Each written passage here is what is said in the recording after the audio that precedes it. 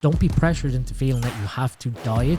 Certain coaches who are trying to be intelligent when it comes to female physiology. Yeah, what is estrogen dominance? How does it occur? And then how does that kind of link back to what we've just been talking about? So in a female, most of the estrogen that's going to be made by a female is made in their ovaries. When estrogen rises too high, you effectively come to this sort of roadblock. I guess you can call it estrogen dominance. So the body now has an inability to detoxify or remove this estrogen.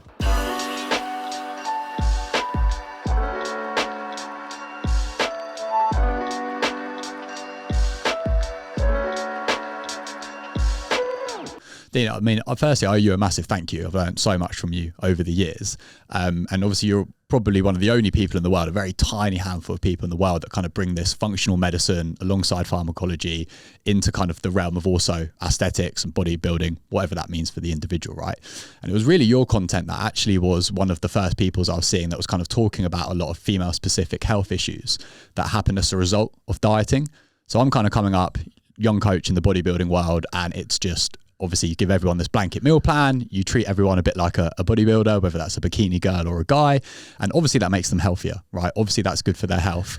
And you're just oblivious to the fact that actually this extreme approach of training and low calories actually isn't always healthy and can actually have some health issues, can cause some health issues, sorry, especially in females. It was actually you that was really one of the first people pioneering that message that I ever saw.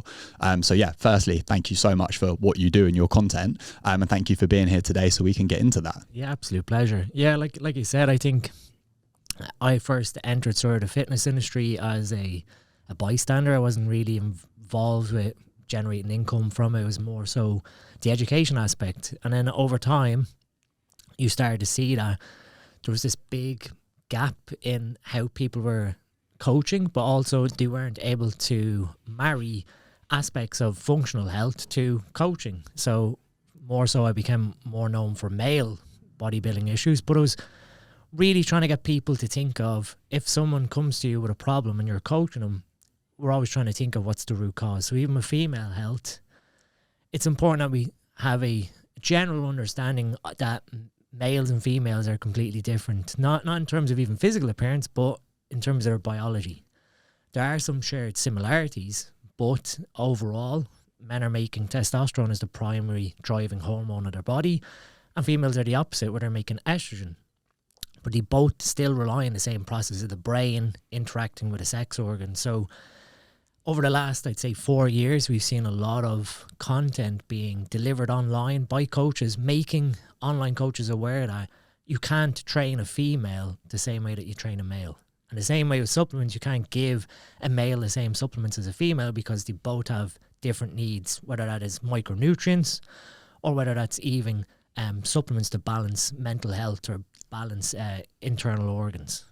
Yeah, there's definitely been a shift the last few years, hasn't there, which is fantastic to see. And I think you were really one of those first people pioneering that, which is really cool. And that's having that kind of trickle down effect to people like myself and obviously this podcast. So yeah, and I mean, I just, for me, it was just more so frustrating that when someone came to a coach with a health problem, more so coaches have really pivoted in this industry as being almost a leader to a client over even a medical practitioner. So often, and it is becoming a little bit more blurred now as time goes on, what is the role of a coach? And some coaches are potentially overstepping their boundary of always the case of stay in your lane, but the image that the client is putting on the coach is almost like you're my problem solver.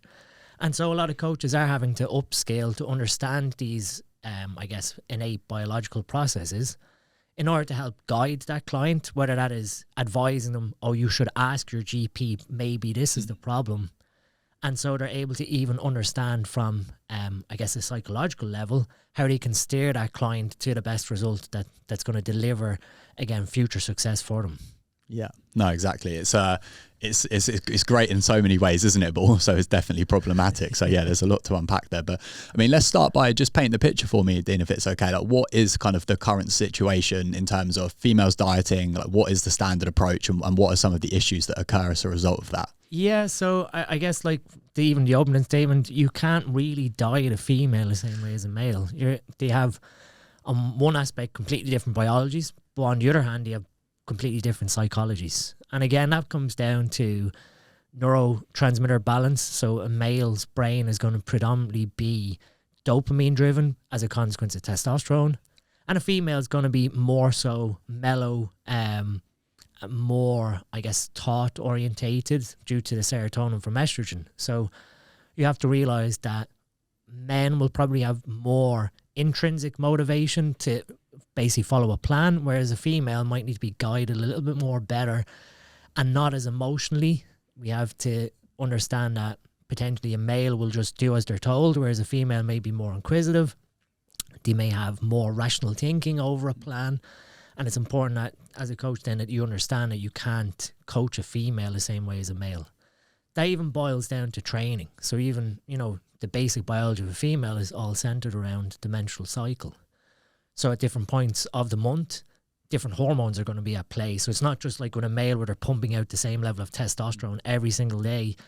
In a female's menstrual cycle, you're going to have periods when luteinizing hormone, LH, is rising with progesterone and estrogen counterbalancing what's happening in terms of whether they're ovulating or whether they're menstruating. And at that point, different levels of psychology is going to come in. So obviously when their estrogen is elevated, their serotonin is going to be more elevated. So potentially they're going to be a little more lazy or a little more emotional. And then at the other point of the month, estrogen is going to be lower, progesterone is going to be higher. And even then that brings challenges, because then progesterone is almost like a relaxing hormone to a female. So in that case, their training intensity, their training volume, their ability to handle load is going to change and put them more at risk of injury. So you can't really give a female the same training plan and each week I check and go, oh great, you progressed way, or let's keep increasing load. There has to be almost like an undulating training period to managing a female's training cycle alongside that menstrual cycle. And then obviously in tandem to that comes supplementation requirements. So at certain parts of the month they may need more magnesium because of the main enzyme COMT, catechol O-methyltransferase.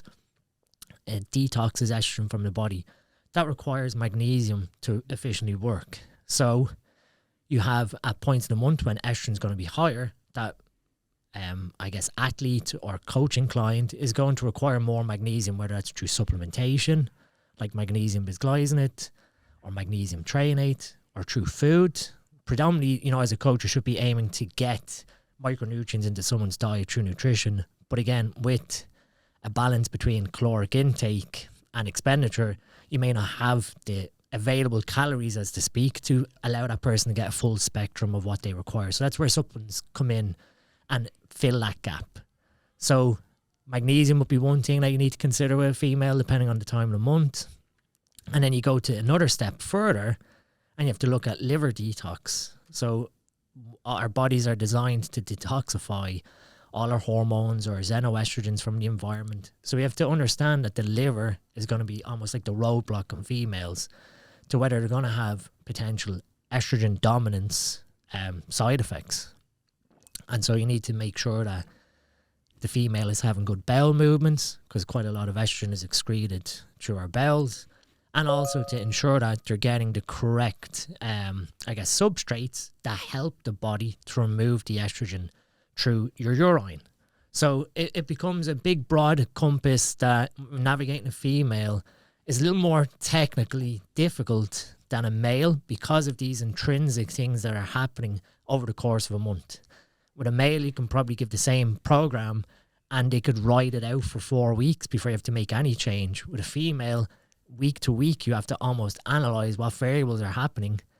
And I guess one step further, you could have that female basically measure their basal temperature to sort of give an indication without, symptomology or feelings of what they perceive as happening. The basal temperature is obviously going to show at points in the month when they're ovulating and when they're not. And they can sort of track that around their menstruation, then to give indications of this week I'm in my pre-luteal phase, the next week I'm in my luteal phase, I'm moving into follicular, and then I'm moving into menstruation.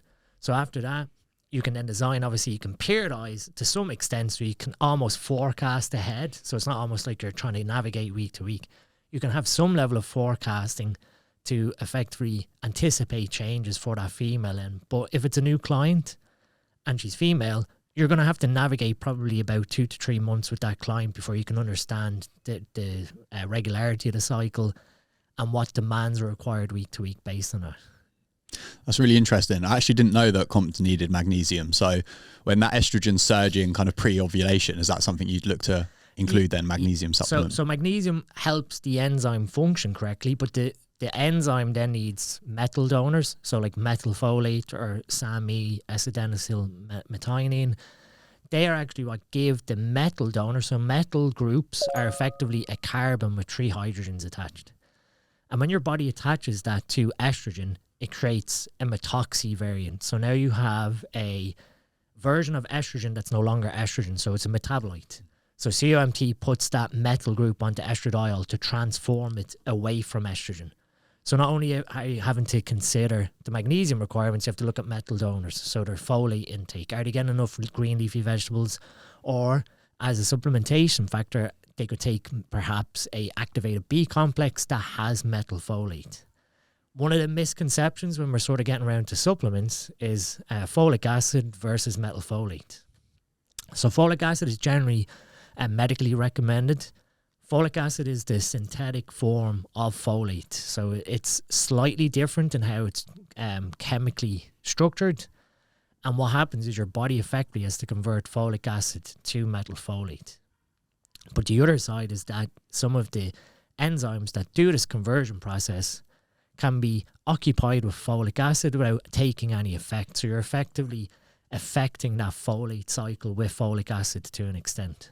The more bioavailable form would be to recommend either tetrahydrofolate, 5-MTHF, or folinic acid, which is another methylated form of folate.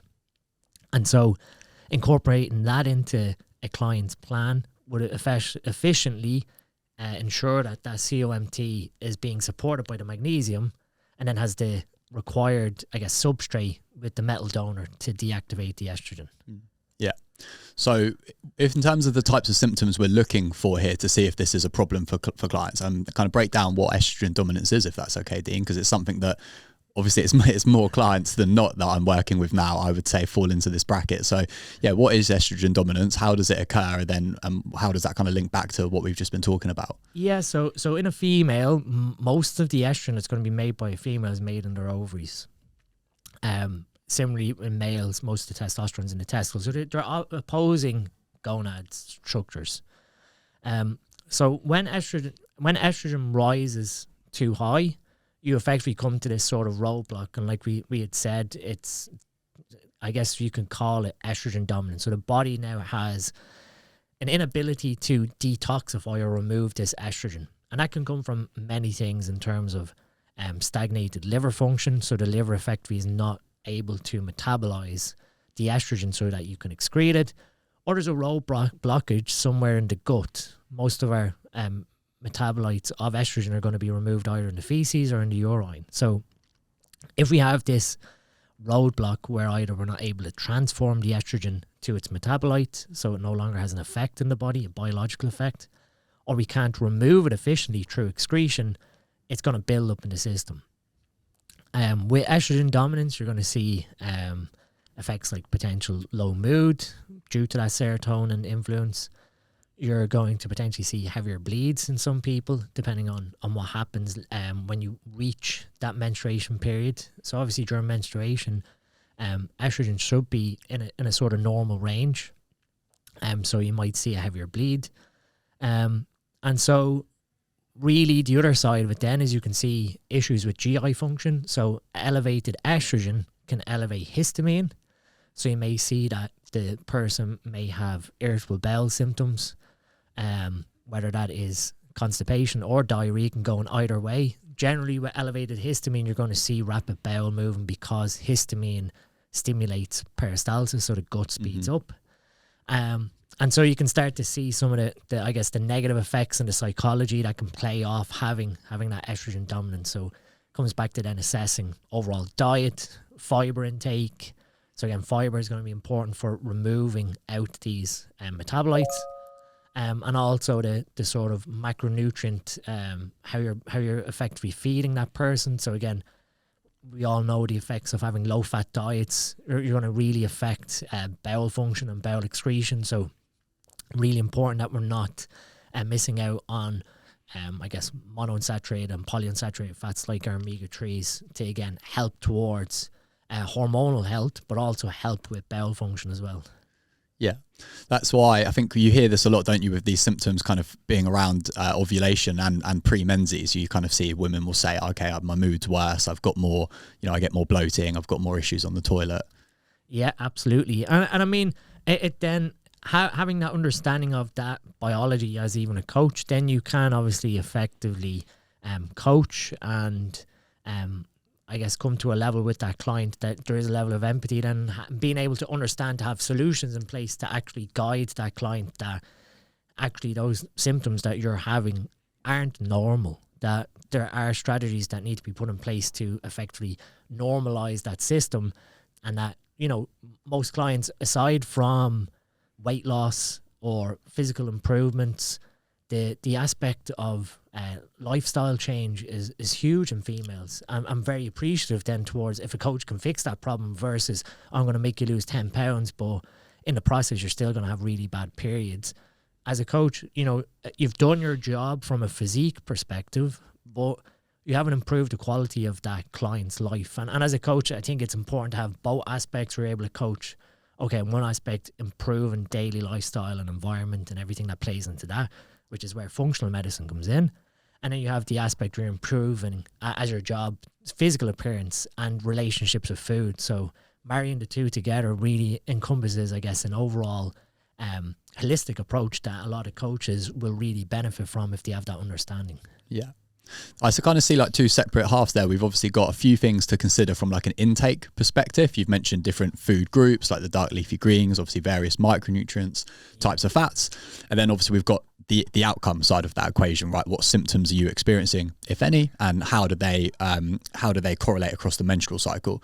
So if you're a woman and you're trying to kind of self-coach through some of this, or you're a coach working with female clients, what kind of bits of apps, software, wearable tech are you using to help kind of measure that intake and the symptoms and cycle side of things? So you have your Oura Ring, you have your Fitbit, you have your iWatches, and again, depending on some of the apps, you can effectively line up that basal temperature towards, I guess, app tracking of menstrual cycle of bleeds. And then you can take that data and effectively, map out, here's where I'm potentially ovulating, here's where I'm menstruating, and then you're sort of creating a background picture. The added layer to that then would be blood work to confirm at points of the month where progesterone and estrogen is sitting, where the FSH and LH ratio is sitting. There is our educator on SN Education, Olivia. She's launching Femtech, which is actually a basal body ring just for females. So she's taking a concept of like an Oura Ring, but it's completely designated towards females. So it takes into account your basal temperature while you're sleeping. And then she's built a really impressive algorithm that can effectively tell that person who could be self-coaching, okay, we can see that your HRV is a little low. We can see your resting heart rate's elevated slightly. Your basal temperature is starting to rise. Okay, now you're starting to enter into pre-ovulation. And the app is designed basically to tell the person, okay, whether, you should train, whether you should not train and rest, what kind of training you should be doing. She's done something amazing there that, no one else has done in this sort of tracking field that is all female orientated around that menstrual cycle. Why is that part important, Dean? Because obviously Oura Ring do something similar. And obviously there are other things that influence body temperature that are other than the menstrual cycle, which is why it's important that it is kind of female specific. So yeah, just explain that a bit if that's okay. Why does it matter that it's looking at it through the female lens? So I guess the important aspect is that Oura isn't really looking at gender. It's just assuming, okay, it does ask for your gender, but it's not really looking specifically at the things that factor then into the biology like we spoke about. And that's sort of where Olivia's come in with the the algorithm in the background behind it. She'd be someone perfect to quiz about on your podcast. Yeah, I like Olivia. I speak to her on Instagram sometimes. She puts out awesome stuff. So yeah, so she's really clued in, and I'm really, like, when people sort of view me as the sort of male health expert and towards hormones, any female that comes to me, I often go, okay, Olivia's the expert for this. And I refer on to Olivia because of how amazing and just sort of clued in she is to all aspects. And she's sort of this, I think, the pioneer of like striving for, I guess, equality in terms of female orientated health when it comes to like tech development. Yeah, no, I love that. I think that obviously she's based in Australia, right? Yeah. So yeah, I'm half Australian. I'll be over there at some point soon, and I'll definitely be hitting her up and see if she fancies coming on the podcast. I can hook you up as well. Perfect. Thank you very much. So yeah, that was great from like the tech side of it, and then from an intake side of things, how would you kind of look at that micronutrient and different types of fat, etc. status? Yeah. So I guess importantly towards fat intake is probably the most overlooked one. Obviously, at different points in the month, insulin sensitivity might be slightly affected depending on how testosterone is fluctuating with estrogen in a female. But generally, you're looking at probably somewhere around 15 to 20% fat constant, and making sure that they are getting appropriate amounts of omega-3s through polyunsaturated fats in that diet, I guess, across the whole month. I don't think there's going to be a period where you're effectively going to diet someone harder and then back off specifically across the month. But in saying that, because of we know around sort of that pre-ovulation sort of period, we may see again issues towards hormone dominance, which again could lead to I guess non-adherence to a plan. So you almost have to factor in some of that towards the psychology that some females may have a psychological attachment to certain foods. So we might find that they crave sweet foods or sugary foods or anything like that, that it's important then as a coach that you're not having this all or nothing approach. And this is sort of where the beauty of potential flexible dieting comes in, that you have some leniency to the female psychology to remove some of the restrictions in terms of, at this point in the month when you have these cravings, just fight through them and ignore it all. You have to accept that, from a psychological level, if you have a bit of leeway there's going to be, I guess, a finer balance then to the neuropsychology that's driving that aspect. So, I guess across the month, the protein needs are going to stay the same, really, as if they're an athlete. Carbohydrates, depending on training day, non-training day, again, will vary. Again, it just comes down to that person's own preference. And then we have to understand the unique bio-individuality of each athlete in terms of the energy systems that their body prefers. So for some, it might be fats, and for others, it might be carbohydrates or glucose versus triglycerides. So I think the broad sort of message there is the fat intake needs to sort of remain the same instead of, viewing that as an easy way to remove calories out of the diet. We have to sort of have a compromise that we need to understand how critical omega-3s are for, hormonal signaling, and saturated fat for hormonal creation. So fats tend to get shunned away with dieting phases. And it's important that if we're going to hopefully keep menses intact with a female as they diet intensely, that fats aren't sort of the sacrificial lamb of where you're pulling calories from because of how nutrient dense they are. Yeah. So the question I've then got, if we zoom out and look at this bigger picture of how we find that balance, is obviously fats are incredibly important, as you've just said. Correct me if I'm wrong, but I'm pretty sure I've seen research showing that glucose availability is like one of the things that the brain is measuring when it decides to send that luteinizing hormone signal or not. Yeah, not something I've read personally, but I can see why. And again, we can see obviously the relationship that leptin and ghrelin are going to have more so towards like growth hormone signaling, again, reparative process to the body, where we're going to effectively be pushing calories or macronutrients to for repair. So I guess, yes, you could then obviously see that when someone's moving into this deficit and ghrelin is starting to be affected, leptin is going to obviously be, I guess, suppressed. So you're now feeling into a situation whereby growth hormone is going to decrease, and in tandem then potentially sex steroid synthesis, or again even adrenal hormonal synthesis, is going to get affected. And you almost have to branch out a female's health into those three systems of the HPO, the hypothalamic pituitary and ovary axis, the HPT, which is the hypothalamic pituitary thyroid axis, and the HPA, which is the hypothalamic pituitary adrenal axis. So you've basically got your thyroid, your adrenals, and your ovaries, in a female being like the three main systems of where all the hormones of the body are being mainly produced. And we can see obviously the feedback influence that the generation of these hormones have on the organ then itself, because these are all self-feedback loops. So if we have a case where we have potentially, for example, the thyroid, if we have low availability of tyrosine, then thyroid hormone production is going to slow down. Or if we have lack of folate or metal donors, the genes, your genetics that's telling the hypothalamus to stimulate the pituitary to then stimulate the thyroid can slow right down as well. So you can see how critical, I guess, like we see macronutrient availability, but also micronutrient availability drives these hormonal axes in that chain, that the ultimate thing that suffers is the hormone output. And then what you'll find then is, if one system, because essentially if you look, all three systems are pretty much interlinked. Like they all work in tandem with one another and they all have influences on one another.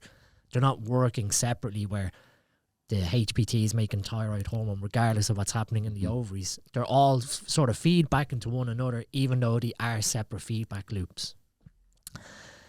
For example, most females make their testosterone from their adrenal gland.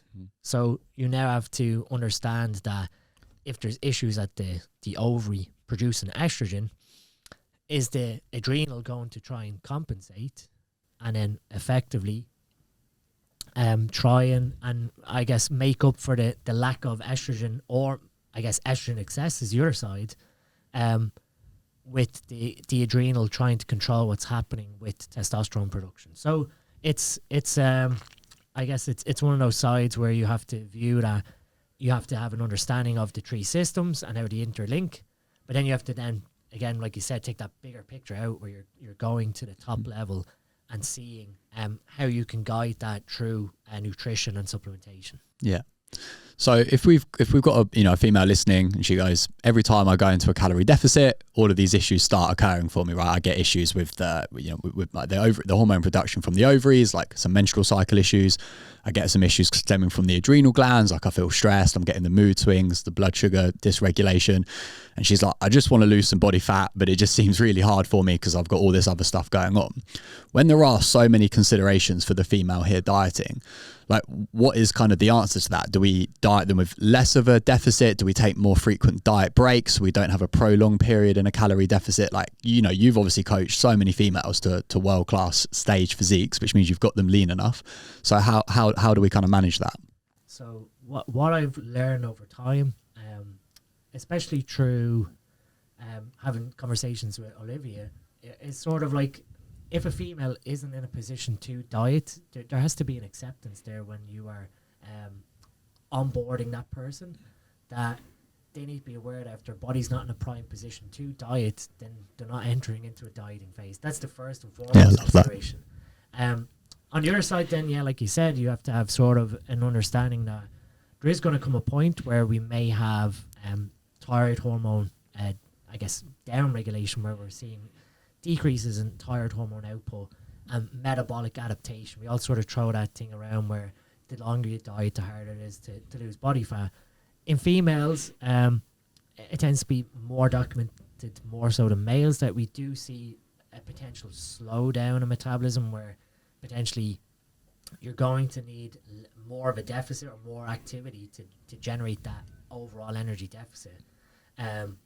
But you do have to, again, look at that on an individual by individual basis of whether you need to effectively take more frequent diet breaks, or whether you coach that client on, let's correct that the underlying issues, you're stressed before you even enter a dieting phase. Is it more appropriate that we spend time at a maintenance level while putting in the cofactors or nutrients that are required to balance the system again, so that when we do enter into a deficit, the adrenals don't start complaining, thyroid metabolic function doesn't slow down, or again, that we don't start seeing issues with hormone disbalance, where we have estrogen dominance or we have progesterone imbalances.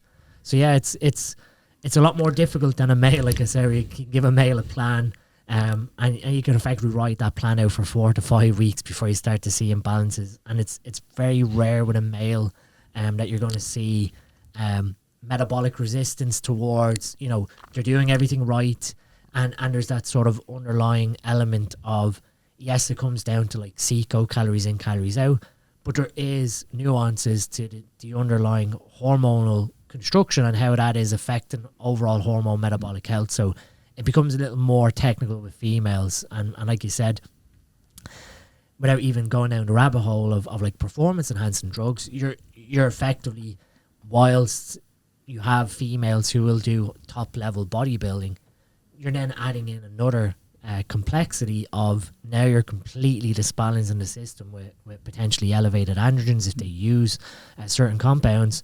And not only do you have to navigate that during that dieting period or off-season period with a female, you have to deal with the effects of it when certain compounds like that are removed. So it's a lot. I guess it's really difficult to be a really empathetic and over-encompassing female coach. So it's for people like Olivia, when I see some of the things that she fixes towards case studies with certain clients, it's amazing. The part of the answer there that I really loved is or sometimes you're just not ready to diet. Yeah. And that, I think, is a message that we should definitely spend another minute on, because I think a lot of the time people go, okay, well, I want to diet. My body fat is a little bit higher than I want it to be, whether that's still within a healthy range or not.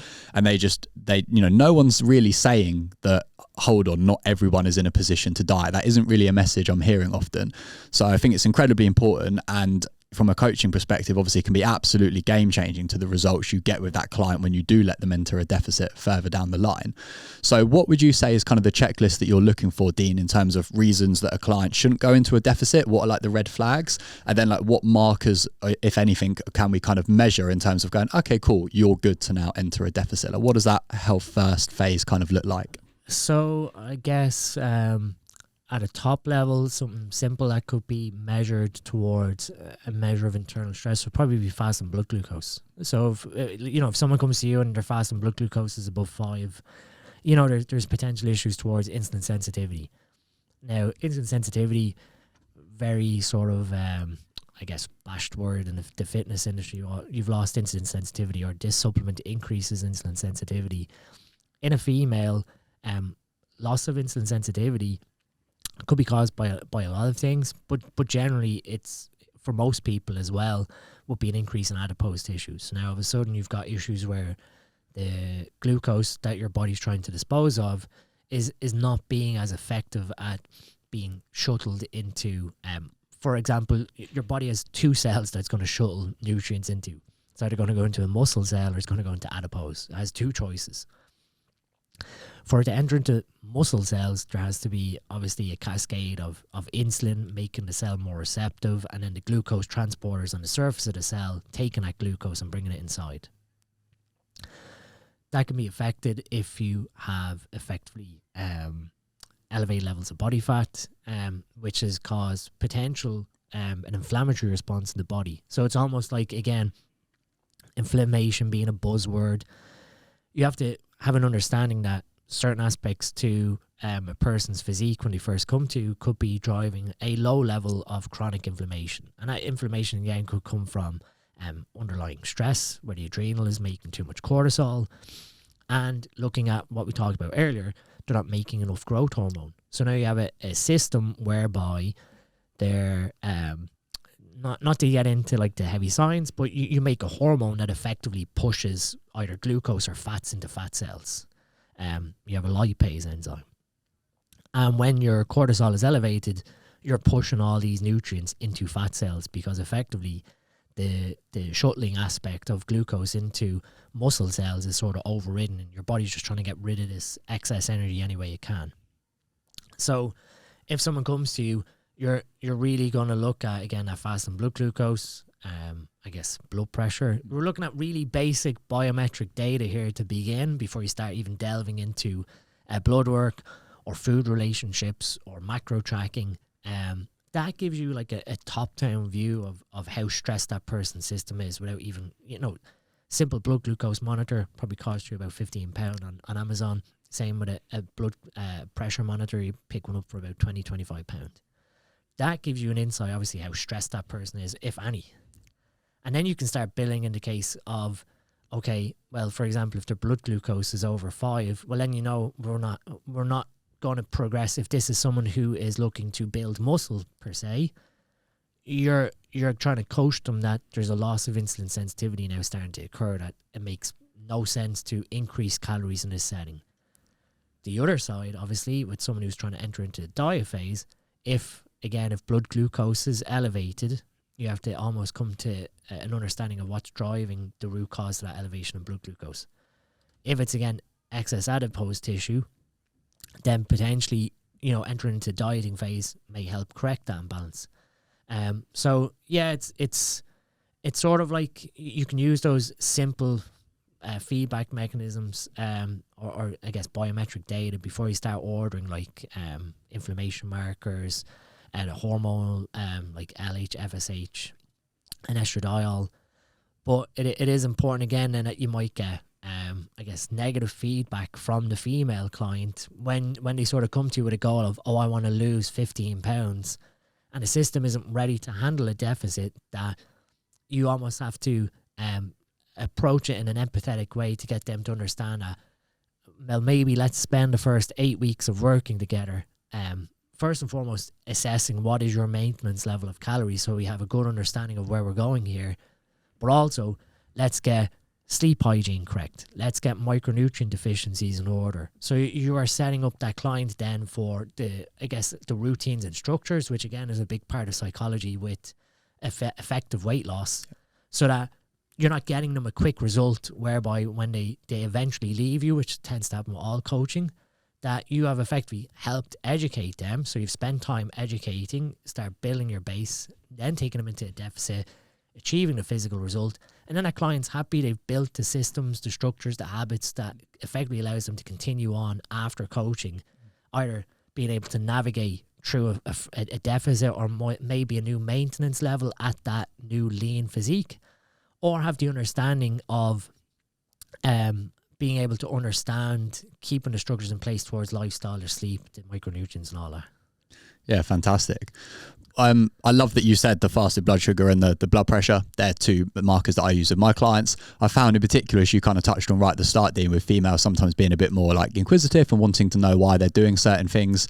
I found those two markers in particular really effective, because most people, if they have even giving any thought to their blood pressure and blood sugar, which most people haven't, but if they have, right, typically what you'll hear is, okay, well, my carbohydrate intake is, okay, I don't eat that much sugar, so obviously my blood sugar function's fine. And then the same thing with blood pressure. They'll be like, well, I don't feel that unfit, I do some cardio, so my blood pressure is going to be fine.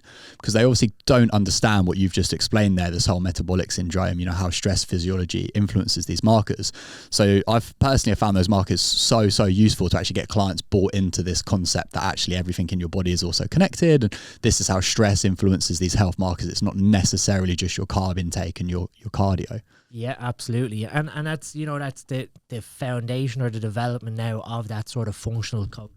That is amazing that we have people thinking of how all those systems effectively, I guess, marry one another.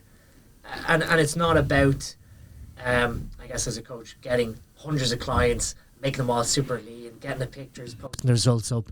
You almost want to have that accomplished feel, like I'm saying, that you are giving that person the skills to correct these potential hormone imbalances. That, again, getting lean could be an amazing goal for a female, but having normal periods could be just as even better than having a beach body physique. So again, as a coach with coaching females, you almost want to have an understanding that the end goal, the physique goal, is often it could be even outweighed by some of the lifestyle improvements you're going to give your clients.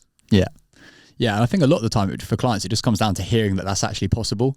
Because if the coaches are just putting out transformation pictures of clients, if they're not talking about the menstrual cycle, if they're not saying it's not normal to not go to the toilet or to have diarrhea or to have painful periods, how are these women going to know that these symptoms are not normal, right? Because it's so common in their world that they just go, oh, well, it happens to everyone, so it's just normal. Yeah. And again, that's the complacency of accepting some symptoms as normal or normality, that when things improve significantly through that sort of buy-in and being able to coach effectively, that to me is the biggest transformation. And again, it even comes down to with even top level physique competitors, how are you going to effectively manage that athlete or competitor out of that dieting phase psychologically more so, and again being able to navigate out of it hormonally, because again a completely different discussion would be athletes with amenorrhea or having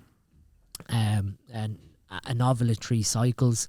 So you effectively need to understand that as a coach, that there's a level of added stress with a female who's just finished competing, has had amenorrhea for maybe 5 or 6 months, depending on the length of the deficit. How you can effectively understand to navigate the psychology of that, of reassurance that, okay, this is a normal part of physiology because of intense dieting. And as we slowly improve your caloric intake, primarily through, I guess, fats, and then adding in more carbohydrate, the system begins to balance effectively, like we said, the interconnection between the thyroid, the adrenals, and the ovaries.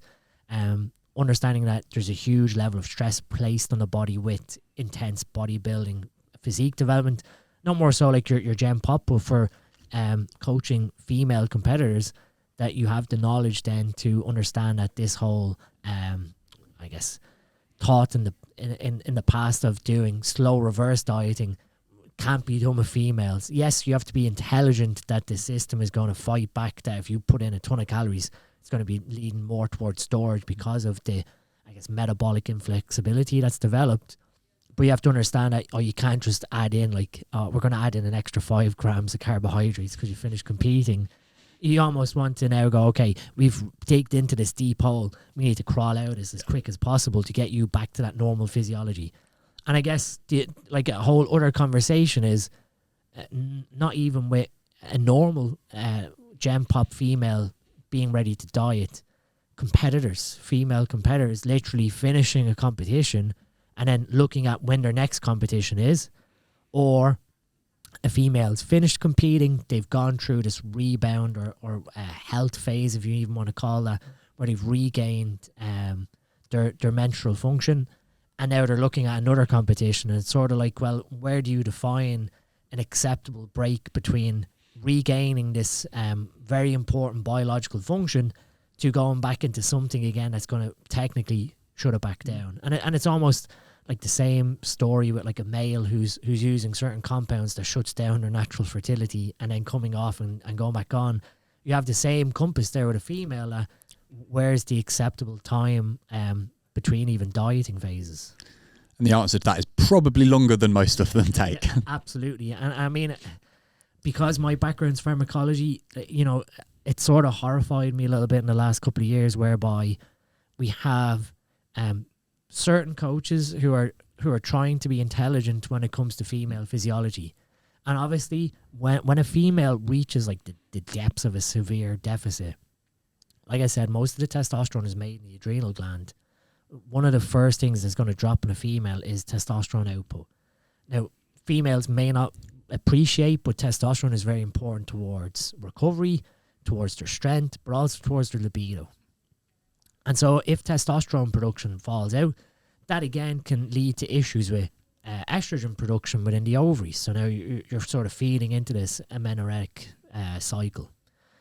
And you start to see like coaches who then assess a female's blood work and look and see the low testosterone because of the low adrenal output.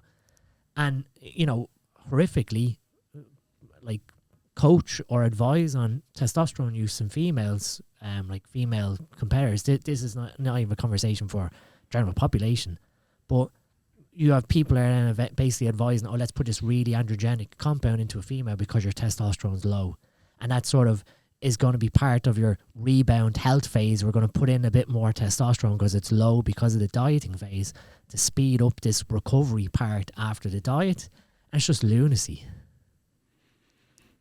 Yeah, I don't even know what to say to that.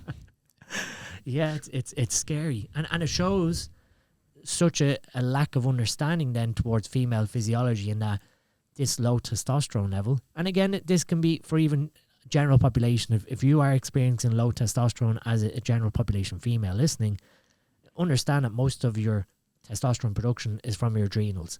So the first thing that should be corrected, even before like having a discussion with a GP about HRT, more so testosterone for females, is look at the adrenal profile. Look, is the adrenal capable of producing testosterone? Is the diet, the nutrition, micronutrients set up to effectively support steroid genesis within the adrenals?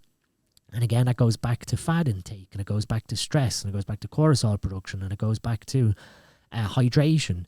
There's so many aspects there that you need to assess first before, probably not as blindly as a physique coach turn around to a female and saying, take testosterone, but understanding, like what I said in the beginning, this functional aspect of the root cause. Why aren't you making testosterone?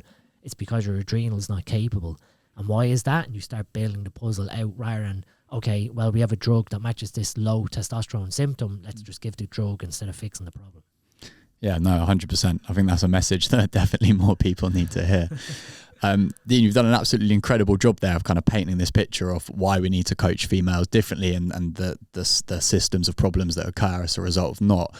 If possible, summarize that into kind of like 3 to 5 main kind of points and takeaways, if that's okay. Yeah, so I think from the first message, which we really delved on, was even as a female, don't be pressured into feeling that you have to diet, first and foremost based off your physical image, but also the underlying psychology. And from that even stems into competitors or physique athletes who may be listening, that you almost have to have a pre-diet success in order to earn the right to enter into a diet. Understand that it is normal across a month for a female to have, again, different emotions, different recovery capabilities, and different, nutritional requirements that you need to be in tune as a coach or even as a person who's coaching yourself or as a general population listening, that it is normal to have food cravings at certain times of the month, and to not feel guilty if you succumb to those food cravings as a consequence of that hormone milieu. Number 3, most complex issues often have a simple fix, in that you're going back to lifestyle first before start going down rabbit holes of what medication do I need to take. And that again comes down to the fasted blood glucose or even the blood pressure. If you're a female and your blood pressure is elevated, you've got a couple of things. You could be dehydrated, where you're taking in too much sodium and not enough potassium and fluid overall to help with cellular hydration. Aerobic activity, of course, we said, I do a little bit of cardio. Your smooth muscle that surrounds the outside of your arteries, it needs to be trained. So look at, high intensity activities. So whether you're doing a spin class or Zumba or something that really drives up heart rate in a short space of time, you're exercising those smooth muscle capabilities of the arteries to effectively be able to have flexibility to open and close to accommodate blood pressure. And so whether your blood pressure is high, then you're looking at opening up the arteries to facilitate more blood flow. And sleep and stress, really one of the fundamentals that should be in place for females is very, adequate sleep hygiene, and the routines that's going to take some of the burden away. I mean, females in certain cases are going to be like the anchor of a family as well. Like we didn't even touch on that most females will have a lot more mental responsibility over a male in a household or in a family setting. So we need to understand that how we can support that female's mentality, that female psychology, in order to be going to bed not stressed or not worrying about the next day or not worrying about children, which is sort of like a stereotypical view, but in most cases it's sort of the maternal care of the children, where the mother is sort of expected in the morning time to sort of bring the family together and get dad out the door, get kids out the door, so without compromising her own health. So again, sleep hygiene, having mental structures or mental recovery capabilities being coached into a female is important as well. And then finally, supplementation. Don't be afraid of supplements.